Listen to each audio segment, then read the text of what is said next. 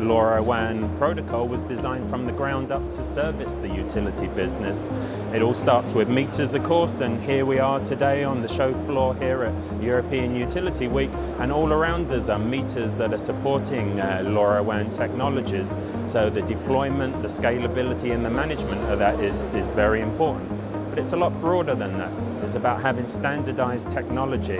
It's about having an open standard here that many companies, broad ecosystem has rallied around, so that we can deploy not just meters, but many different types of assets and the infrastructure and the service providers that come with it.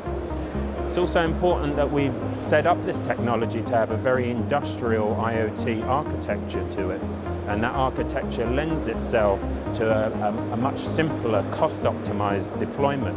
I mean, imagine if you could connect all of your assets for less than $100. This is not really viable in a lot of the networks that utilities run today, but it's absolutely viable here in LoRaWAN architecture.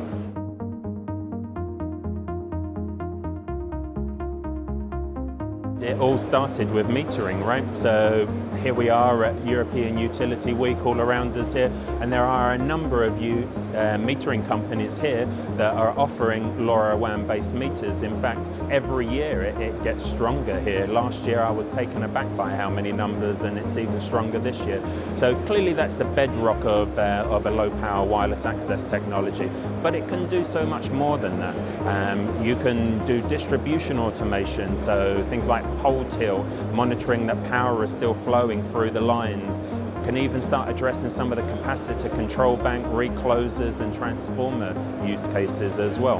And when you start looking at the utilities and the real estate that they own a lot of substations and buildings. There's a lot of LoRaWAN use cases coming out of the smart connected building that transfer very naturally in here, such as knowing who's come in and out of substations, opening the doors, making that all remote. Even AI cameras that can feed you back information about what's happening without necessarily sending you the video footage. Another great example for where LoRaWAN has strong growth potential is renewable energy, particularly distributed energy resources and EV charging. Electric cars are becoming more popular now. They're up to 2-3% of new car sales.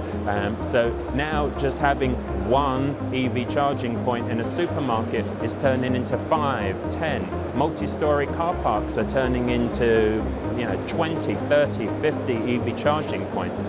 There's no need to put all of that compute power and billing functionality into every EV charging station. Instead, LoRa could be connecting that across the entire parking lot to a centralized gateway that's running OCPP or other charging and billing functions, and then backhauling that from a single point back into the charging platforms.